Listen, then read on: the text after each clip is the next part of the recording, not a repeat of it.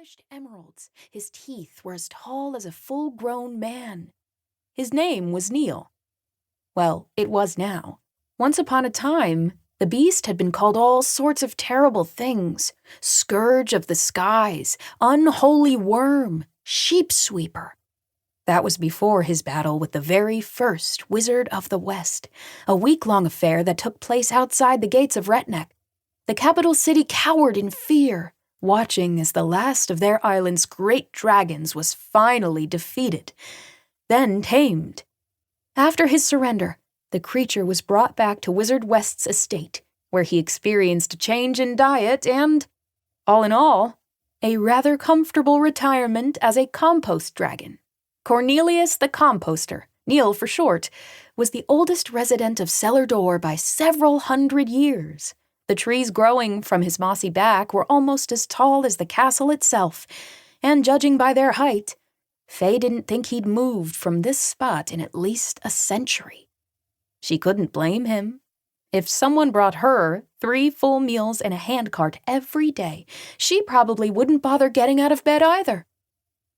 "I have some excellent treats for you today," she called out, waving a wilted carrot in front of the dragon's face.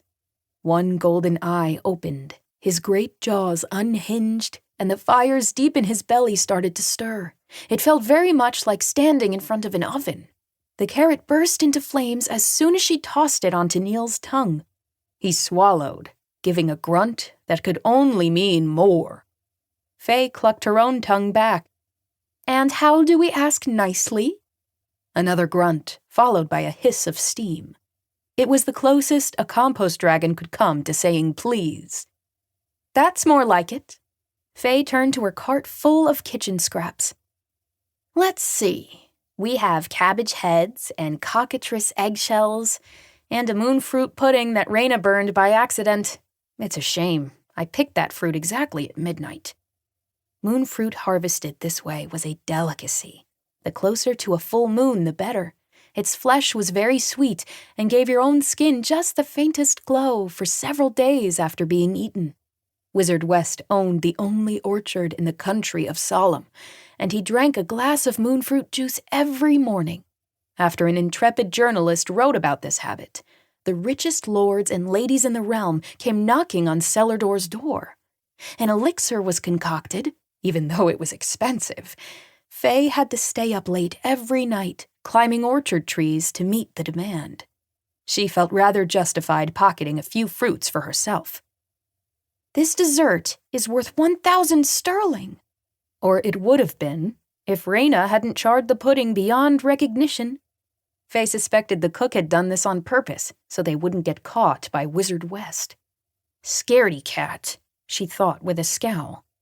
All the other servants were scared of getting turned into cats, but it seemed to Faye that that was a part of the fun.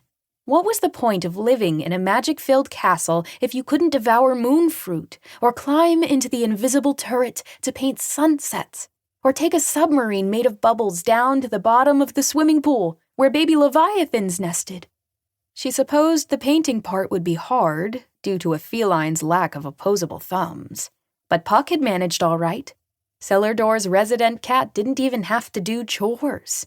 He simply sat in the kitchen, pretending to scare mice, while he was really just cleaning out bowls of cream. He certainly slept far more than Faye did. She was up late every night harvesting moonfruit. But she also had to wake up before dawn to collect cockatrice eggs.